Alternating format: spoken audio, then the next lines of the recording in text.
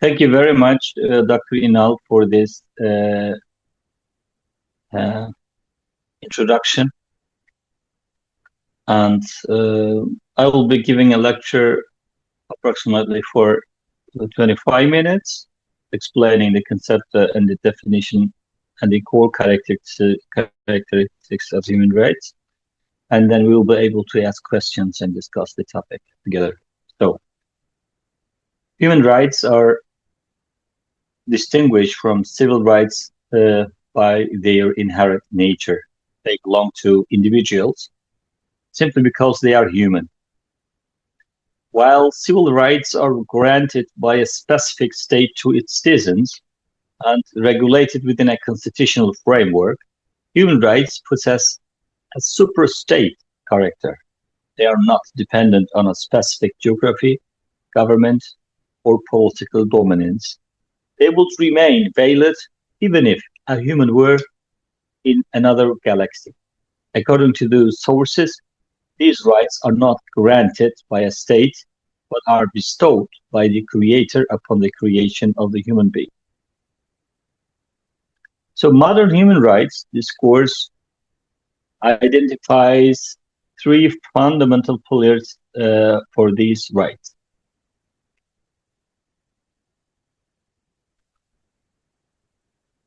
The first one is the universality. These rights are valid in every corner of the universe, regardless of geographical limitations or state recognition, because it is depending on the human himself. So human beings themselves. That's why it doesn't require a constitution, doesn't require a state structure, doesn't require a geography. So this is universally valid. So they are all universally valid. The second feature of human rights is the indivisibility. So indivisibility, it means there is no hierarchy among human rights. Each is equally indispensable. For instance, the right to life cannot be separated from the right to freedom or the prohibition of torture.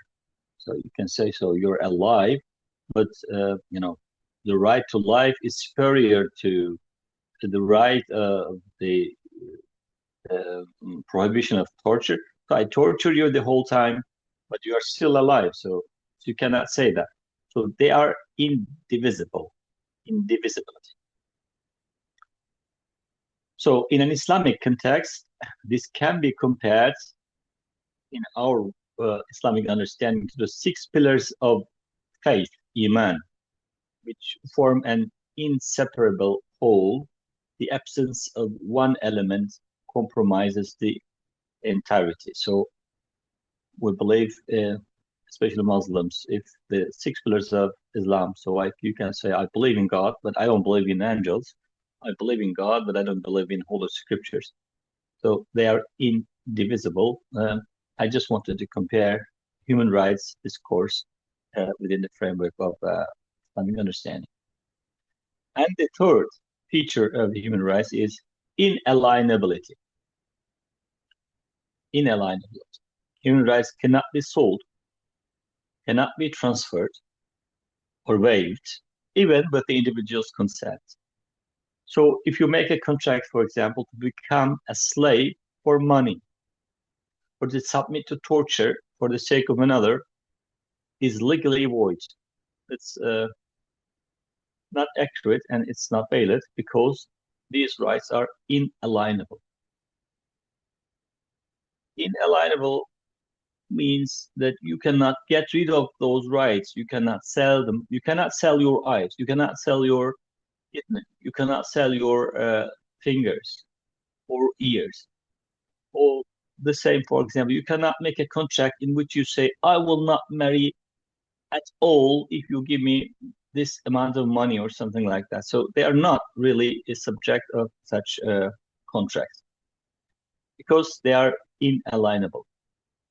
So in the Islamic context, it's hukukun nafs. So also the human nefs, human himself or herself, has actually a right upon human himself. So this is the um, kind of this a kind of inalienability. So there are some theoretical foundations. There people are talking about the foundations of human rights. Are those sources really secular or divine? There is a secular approach after the French Revolution, so they are all supposed to be secular rights, and the root should be in the secular understanding of human legal subject, often rooted in the Stoic doctrine. So people refer to Stoic doctrine of dignitas humana, human dignity. This view posits that humans must be respected as rational thinking beings. While Stoics did not originally define this as a legal category, but rather a moral framework, secular theorists today rely on it to avoid divine references. So to avoid the divine references, people seek some concepts in the antique, dignitas humana. And the other approach is the divine approach. This tradition roots rights in the principle that God created man in his own image. This is called in Latin imago Dei. The sources note that this divine justification is significantly older than secular conceptualizations. It's older than secular conceptualization. So, the imago Dei, so his own image, the image of God, is stated in the Bible. It is one of the first chapter in Genesis.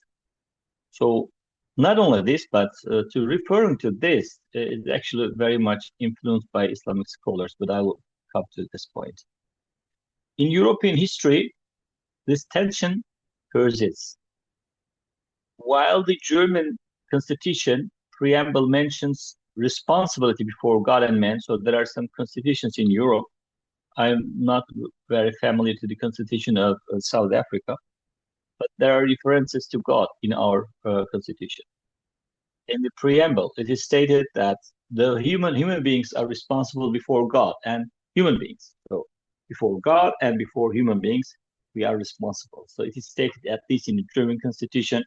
And there are many invocatio Dei, naming God within the constitutions, in Greek constitution, in Poland, the constitution of Poland, and in many other European constitutions, you can see also the invocatio Dei. So it means that's the naming God within the context of constitution. So this also shows that the basic human rights, fundamental human rights, are very much linked to this divine source. But the first person who conceptualized the human rights, at least the core fundamental rights in Europe, is John Locke. He died in 1704.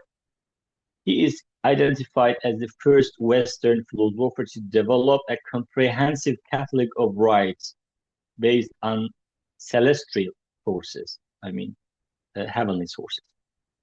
In his seminal work, Two Treatises of Government, Locke argued that life, liberty, and property are fundamental rights because humans are God's property and his workmanship. Locke defended these views against thinkers like Sir Robert Filmer, grounding his arguments in the biblical concept that Adam was created free and endowed with dominion. So this is a very much also Islamic approach, but within the context of Western literature, it was considered, perceived as a Western concept, but it's very much influenced by an Islamic jurist and a jurist of Islam. Yes. Contrary to the Eurocentric narrative that traces human rights only back to the 16th century, school of Salamanca. There is another school in Spain and in contemporary Portugal, which was located there in the Middle Ages, in 16th century. It's the school of Salamanca. They were also talking about concept of human rights. This is just because of the colonization of America. So as the Spanish sailmen colonized America, they were surprised about the inhabitants, the Indians, and they didn't know how to treat them. Are they humans or are they a kind of animals? So they were not really aware of it. So they didn't know if they should be treat them as animals or as human beings. So this is also discussed within the school of Salamanca, how to treat those people. The sources emphasize that these discussions began in the Islamic world with the revelation of the Quran and the Prophet's farewell sermon. So it's very, very old in the Islamic tradition. We'll come to that. A central figure in this tradition is Abu Zayd al-Dabusi. Abu Zayd al-Dabusi, he died in 1041, a prominent Hanafi jurist from Transsaxonia, who lived 650 years before John Locke. In his work, Taqwim al-Adilla, the qualification of the arguments, it means Taqwim al-Adilla, the qualification of the arguments, it means he provides a sophisticated conceptual framework for human rights using the term az-zimma. Direct, I want to cite him, Imam al-Dabusi, from this work. He says, az-zimma means lexically covenant. When God the Exalted created human being to bear his trust, amana, he honored him with reason, aql, guarantee, and covenant, az-zimma, making it capable of bearing rights and duties. He granted him the right to life.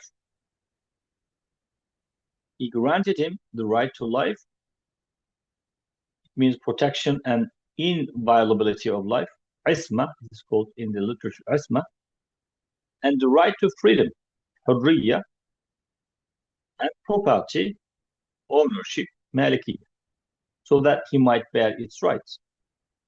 Then God imposed upon him the rights of God, which he termed amana, as he willed, much like when we enter a covenant with non-Muslims and grant them guarantee, becoming responsible for upholding their rights. In this way, all rights established in this world for Muslims apply equally to non-Muslims. No human is created without this guarantee, az-zimma. Thus, no one is created without being worthy of legal rights being imposed upon him, just as no one is created without being free and owner of his rights. These bestowals of favor are granted to him based on this guarantee az-zimma, and that through he bears the rights of God the Exalted. So as you see, he's defining a universal concept of human rights, regardless of religion, race, ethnicity, and sex. Debussy argued that every child of Adam is created with this covenant and legal capacity from the moment of birth.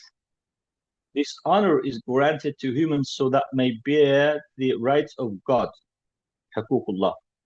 This framework provides a contemporary and the prophetic tradition and a commentary on the prophetic tradition, stating that a person's blood, property, and honor or dignity, which is called in Islamic literature ard, are sacred and inviolable.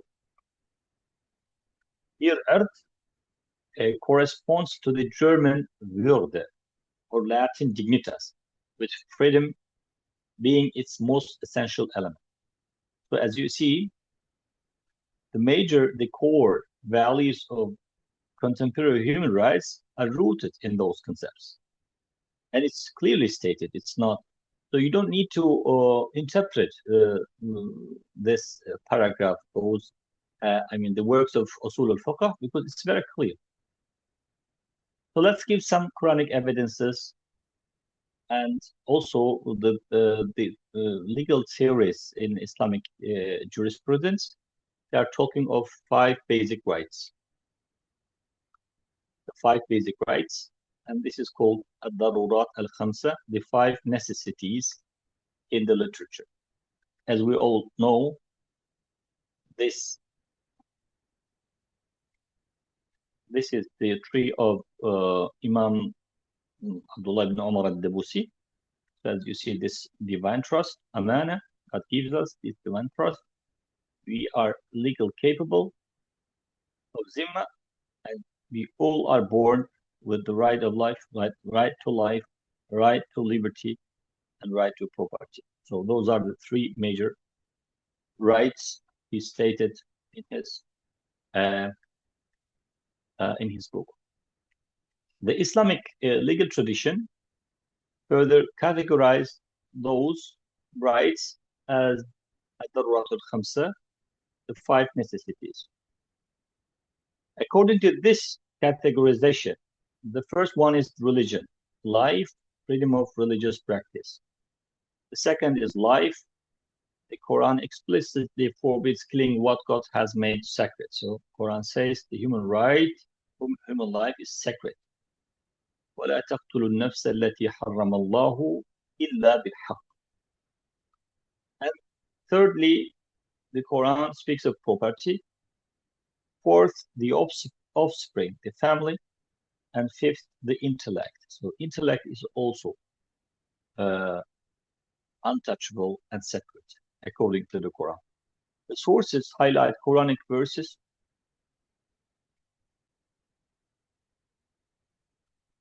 So, for example, in the Quran, it is stated no compulsion in religion. So you cannot compel people to become Muslim. And the categorical rejection of gender-based infanticide, So during the time of the Prophet Muhammad, peace be upon him, people were killing their daughters because of some reasons. So that they don't be prostitutes or something like that. They were ashamed of having daughters. And the Quran criticized this very clearly and very rigid. And afterwards giving also some sanctions against this kind of tradition. So if you look to the Quran, I wrote a separated article about the right to life within the context of Quran. This is another issue, another lecture. So I don't want to explain more about this, but it's very clear. A critical comparison between ad-Dabusi's framework and Locke's framework shows us that Dabusi's framework is much more inclusive than the Locke's, while Locke's theory of tolerance excluded atheists because he felt they wouldn't uphold a contract without believing God, and Catholics due to their perceived dual loyalty to the Pope. So, the Protestants were accusing the Catholics of being subject to the Catholic Church, and they said, so you obey Pope rather than our state. So they were always accused about this situation. And we see also this attitude in the work of John Locke. He says, no Catholics have those rights. And he says, no non-believers have those rights. But ad-Dabusi says, the fundamental rights apply to all humans in this world, regardless of their faith. Furthermore, historical evidence suggests that Locke was not indifferent to Islamic culture.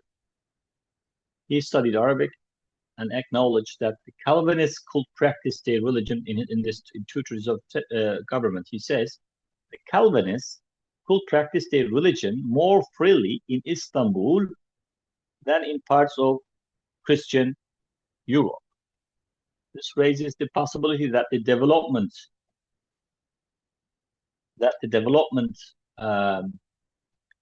of Western human rights theories may have been influenced by Islamic legal methodology, and influence that was often obscured due to the political and religious tensions of that era.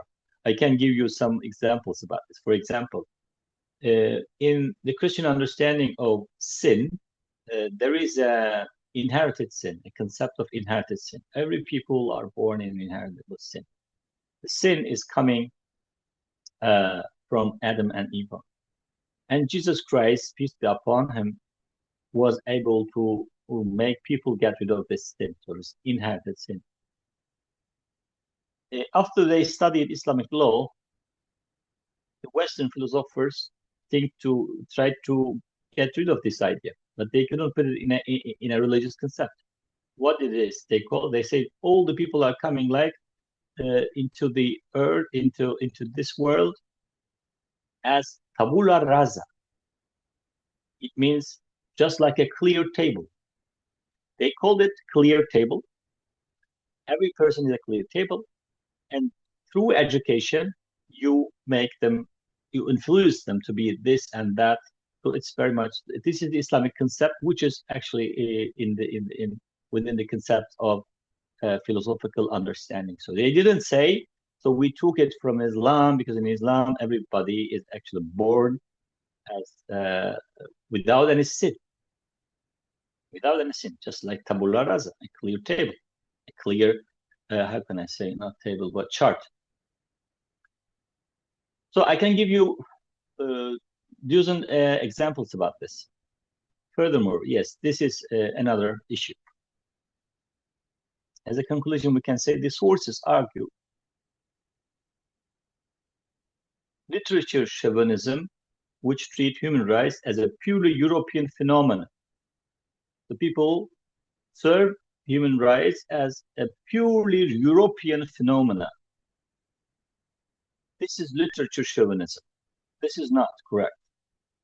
Documents such as the Charter of Medina, so it is not considered to be. For example, people say the Charter of Medina, I didn't see actually mentions about the Charter of Medina, or the farewell sermon of the Prophet Muhammad, peace be upon him, or the works of jurists like Ad-Dabusi. They are often ignored in Western academic standard works. Despite predating the Magna Carta or containing more advanced conceptualizations of universal rights. Ultimately, the human rights teaching is the common property of all humanity, and the Islamic legal tradition is an indispensable and pioneering part of this global heritage, according to my analysis. I thank you for listening, and I'm finished because I took your 30 minutes now, and we can discuss if you want to about my presentation or about some other topics concerning universal human rights. Okay, thank you very much. This was a concise presentation on the basics of the topic that at hand. Yes, I do have one or two questions, but I'll first check. Okay, there is a question in the chat, I think. Let me read it out so everyone can see and hear it. What are the key differences between the Islamic understanding of human rights and the Western understanding of human rights? That's the question in the chat. Well, let us say, first of all, Islam and West, they are not dichotomies. This is not true. So East and West, Islam and West. So let's say Islamic human rights doctrine with non-Islamic human rights doctrine. So I would say not West, but non-Islamic human rights doctrine. The non-Islamic human rights doctrine, in other words, the universal doctrine of human rights, is depending on, in the literature, there are two main streams. One is depending from, people say it is descending from divine sources. The image of God is the core understanding. So the human beings are created as the image of God.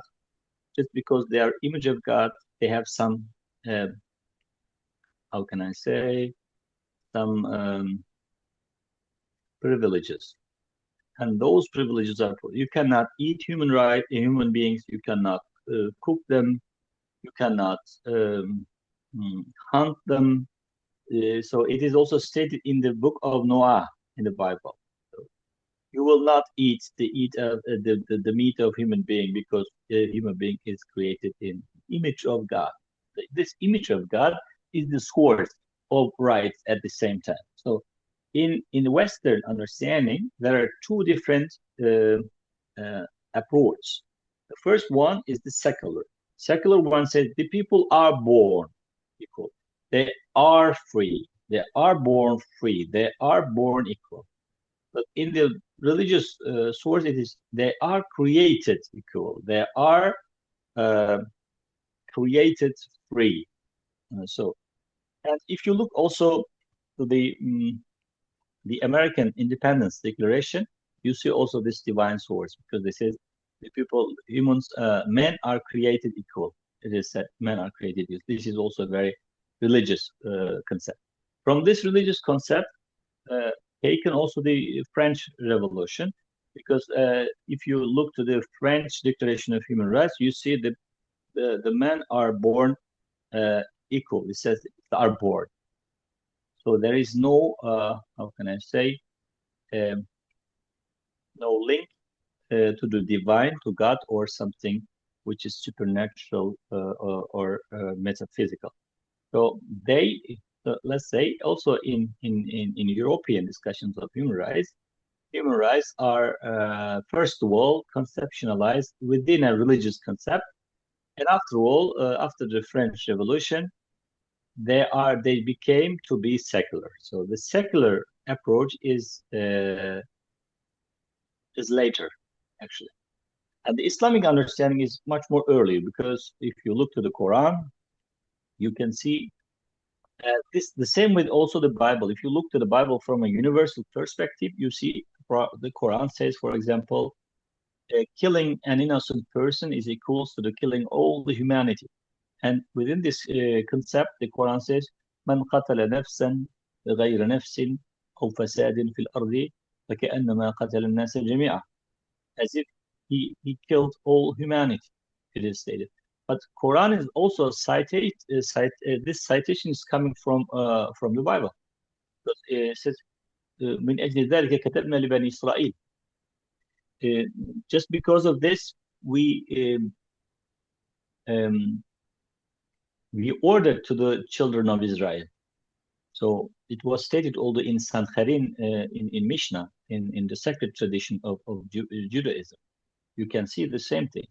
So it's a universal revelation, and Quran is emphasizing and picking the major things and giving them within a context. Even now, people have some problems about human rights, because in human rights discourse, if you kill a group of people with an intention that you want to kill them as persons, so it is called massacre. But if you have an intention to kill them as a race, as an ethnicity, so it is called genocide. So there are some differences depending on the intention of killing. But the Quran says, if you kill an innocent person on purpose,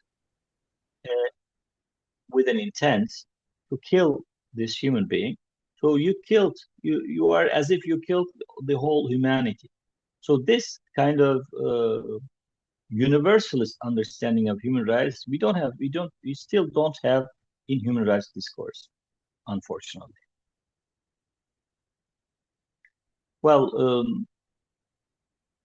the major difference is actually the source. Is God the source of human rights, or is it the human himself?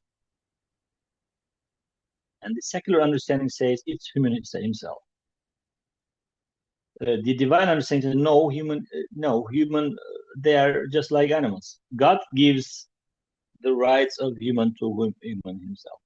That's why you cannot change it, because God can only change it. You cannot change it. But if you say the source is humans, humans can decide it in another way. And we see it in nowadays, unfortunately. Okay, thank you so much. If there's anyone who would like to just switch on the microphone and join in, please raise your hand, or you're welcome to join the conversation. I don't see anyone for now. Well, one thing that that I wanted to raise is that because now we are facing a situation where human rights seems to be exclusively a Western concept now, and you're arguing that basically, well, we have been involved in this, or we have had this long before. Now, what went wrong then? Where did we go wrong? Is it a modern phenomena that we lagged behind, or where did we actually start losing ground for that? Actually, the Muslims have never lacked the ground for human rights, at least not on the theory. I can insist that till to the end of the Ottoman Empire, it was still the same theory that all human beings has rights. And also, there are many different social categories. In Islam, the law gives you many social categories, just like Ahl Zimma. Ahl Zimma, the people which are subjected to be protected by Muslims. Ahl Zimma, Zimmi, it is coming also from this concept. The Zimma, which he is talking about at Debussy, this guarantee, is the same guarantee to the non-Muslims. It is given to the same guarantee to non-Muslims. And Islam gives them the guarantee to live, to have property, to live as human beings as they want. But they are paying taxes for that. From the Muslims, I mean, the early structure of state, there has never been a modern state during the time of the Prophet, peace be upon him. But there used to be a kind of city-state in Medina, city-state. And it's not a modern state, just like a national state or something like that. But in this state, the Prophet organized different ethnicities, different religious belongings within the context of chapter of Medina.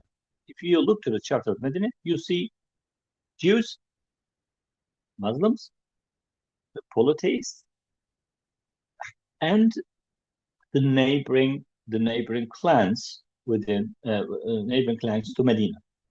So in this charter, you see Uswa. He used the word for Uswa, means Muslim, Jew, and polytheist. They are equal as a citizen of Medina, as long as they obey to this charter.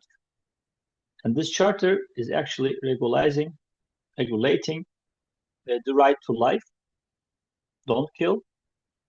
Don't help the Meccans. If you go to the war, we are all responsible to protect Medina and to give the expenses for this, to be ready for the expenses for this. So those are the major characteristics of Charter of Medina. If you look to the Charter of Medina, you see the concept of Islam. And this concept of Islam, that they are as citizens, as equal, you see in modern constitutions now. Even during the time of, let's say, so it's not also, this citizenship was not also peculiar to men, it was also peculiar to women, because women were also giving vote to the leaders in Medina, to the Prophet and to the caliphs, which was then coming after him. The women voted for them, so they were also the citizens. If you look to the French Revolution, there is a very honorable lady called Olympe Rouge, a woman who is fighting for women's rights, and she was executed in the guillotine just because the French Revolution doesn't accept women as citizens, so they were not equal. So if we're talking about equality, you can see to the Charter of Medina, the equality. So from the beginning, to the end, I mean, the framework of Muslims has always been on the side of human rights. The problem after the colonization and the collapse of the Ottoman Empire, you see in some particular areas, people they don't know even their religion. They don't know the legal framework. They don't know actually the ethics of Islam, and this is what is lacking actually, Dr. Ino. This is what is lacking. What is lacking? They don't know. And as I saw, not only Abdullah ibn Umar al-Debusi, before there is Abu Hanifa al-Nu'man in 8th century.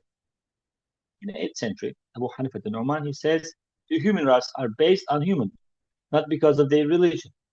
So it is stated in his works. The Muslims don't know their own sources. This is our own source. Let's say I don't know my own sources. This is our big problem. Big problem. I'm talking also with some friends which are very much radicalized. They cannot believe. Even there are many utterings of the Prophet. For example, it says, "Al-Muslimu man salim al-nas min lisanihi wa yadihi." Muslim is the person from his mouth, from his tongue, and his hand. The people are secure. And nas, the people, humans. And the Salafi asks me, is it really human? Yes, it's stated in Musnad Ahmad ibn Hanbal, which is a very major source for Salafi understanding of Islam, that in Musnad, man salim al-nas, all the humans are secure from his hand and from his tongue. So people don't even want to believe in that because they want to have the privilege being as a believer. So I'm a believer. So my life should be more worthy than the life of the non-believers. And my earth, my dignity should be more worth than the non-believers. So this understanding is very modern. It's very modern. It's not a medieval understanding. The medieval understanding of Islam is not that. Yes, thank you. Yeah, I think you're right. Some of the ideas that we stick to today, they actually are quite modern, but we stick to them as some fundamental Islamic teachings, and it's quite a problem. Like exclusivism, for example, exclusivism, or where you believe your own kind is superior to others. It's a modern phenomenon. It's the basis of racism, and we didn't introduce it, but unfortunately, among our communities, we do have that kind of approach. Yeah. And another question that, well, maybe if you can share your thoughts on now, having, like you said, yes, unfortunately, we are ignorant of many of these things, but having maybe at least starting to learn these things, how should that then impact our relationships with the others in our modern life, in today's life? We live in South Africa. We are only 2-3% of the population is Muslims, and all of us we interact with all people of all religions, all backgrounds on a daily basis. So knowing that now our tradition says this, what role should it play or can it play in our interactions with the others? What do you think? Well, this is a very good question, and I'm not really prepared for this question. But let's say we all are minorities in Western world or in Africa or in the United States now. This is also a very modern phenomenon. The Muslims Yes. have always been the majority within history. Somebody, pardon? Okay, Muslims have always been majorities, and if you look to the Ottoman Empire, for example, just 18% of the population were Turks. People say perhaps 15 population were Turks, and they more than the half of the population were non-Muslims.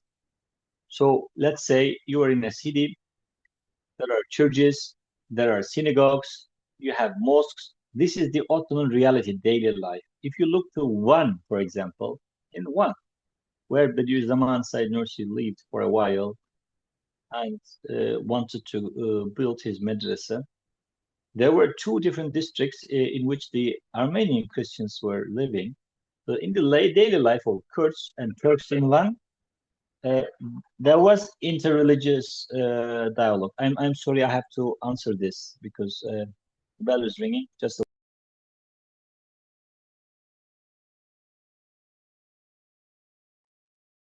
Okay, yeah. While we wait for Dr. Kardas to attend to his guests, yes, I do think, I'm not sure if anyone in the audience, have thoughts or questions around this. Please jump in and contribute to the discussion.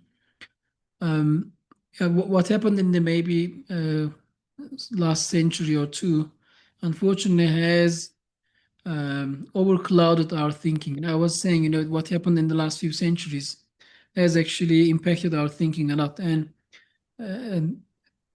we need to get out of this, and we need to refresh our paradigms, I think. And also in the history, let's say there was some stages in the beginning of Islam where the Muslims were minorities.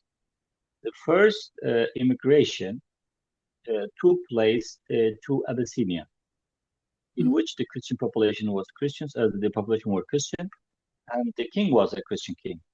And the Muslims were saved and protected by Christians because they were tortured by polytheist Arabs in Mecca.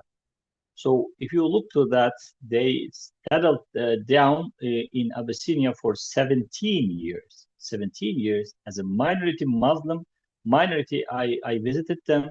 I took a video at the time of Najashi, who was called Arma. Actually, his name is not Najashi. Najashi means Nagas. Nagas means king in Ethiopian language. It is a title. It's not the name. The name was Arma. Asham Arma. And this person, I visited his tomb and this village.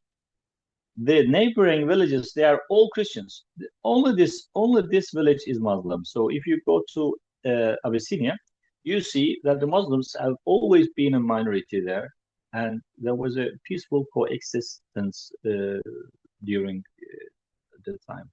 If you look to the Abbasids, the Umayyads, the Seljuks, the Karakhanids, and the others, and also in Andalus, the Muslim Spain, you see that the Christians are treated not as the Muslims were treated by Christians in the Middle Ages. There was no pluralism, no understanding of pluralism in Europe for many time. Let's say in Europe, the pluralism is a very new phenomena after the Second World War. People are supposed to be all Christians. The only minority in Europe were the Jews, and we know in which conditions the Jews lived throughout 2,000 years in Europe. So it's not really an example of living in coexistence, peaceful coexistence. But if you look to Andalus, if you look to North Africa, if you look to Ottoman Empire, if you look to the Central Asia, you will see that the minorities, non-Muslim minorities, are very much respected. Then the Muslims were respected from those minorities in which the Christians were majority, unfortunately. So let's say if you look to the history, if you look to the legal understanding, if you look to the Quran, if you look to the divine sources, those are the major sources which we can get a universal aspect of living together in peace. So I'm very much convinced about this. If Muslims are really aware of their religion, what the rights of human being. For example, let me give an example. The Prophet says, he's at the time of pilgrimage, he says, "Oh Kaaba, how big is your dignity? How big is your dignity? How big is your karama, your favor?" But he said, the life of an innocent person is have more dignity, more value, more worth than you. So this is what Prophet says. So it means even you can destroy Kaaba. This is not a big issue. But if you destroy the life of a human being, this is a bigger issue. So those are all stated in our books. They are all there. The only problem is we don't have a clear glasses to see the reality. So I'm sure if you let's say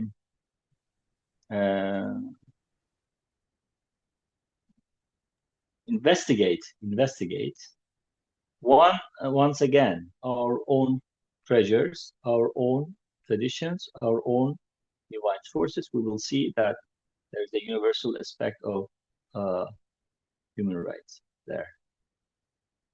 Thank you so much. Yeah, we've got a comment from Joseph. I'll read this, and then maybe that we'll conclude with that.